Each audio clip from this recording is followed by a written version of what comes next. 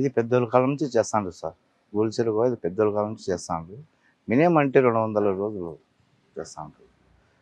200 రోజులు 2 తరాలు వెళ్ళిపోయినాయి. ఈ 3వ తరాలు జరుగుతాయి. ఇప్పుడు మేము పుట్టుకు మా పెద్దోళ్ళ కాలం నుంచి చేస్తామండి. ఎలా చేస్తారు?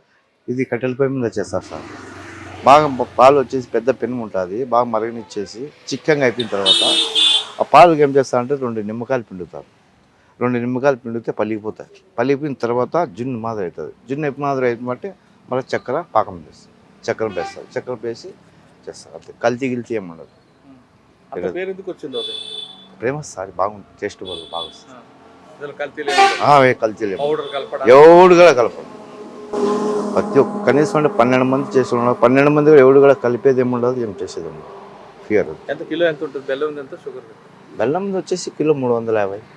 అది బెల్లం ఈ నడమన చేస్తాం కదా. ముందు వచ్చి పూర్తి చక్కెర, ఈ నడమన షార్ట్ బెల్లం తయారు చేస్తాం కదా. ముందు వ్యాపారం బాగుంటుంది సార్. డైలీ కనీసం అంటే 200 డైలీ వచ్చేసి 1000 కేజీలు కావాలి.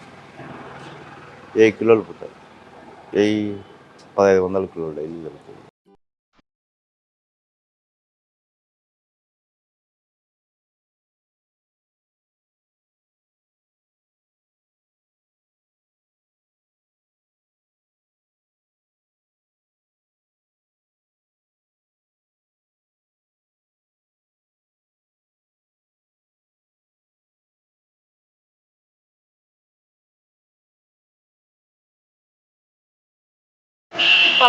ఏంటి స్పెషల్ ఇక్కడ గొవ్వల చెరువు? పెద్దలు పూర్వకాలం నుంచి ఉండదు సార్. 40 ఏళ్ళ నుంచి. ఎంత? పావు కిలో? పావు కిలో 50. 50. ఎక్కడ తెస్తారు? ఊర్లోనే, ఇక్కడ ఊర్లోనే చేస్తారు.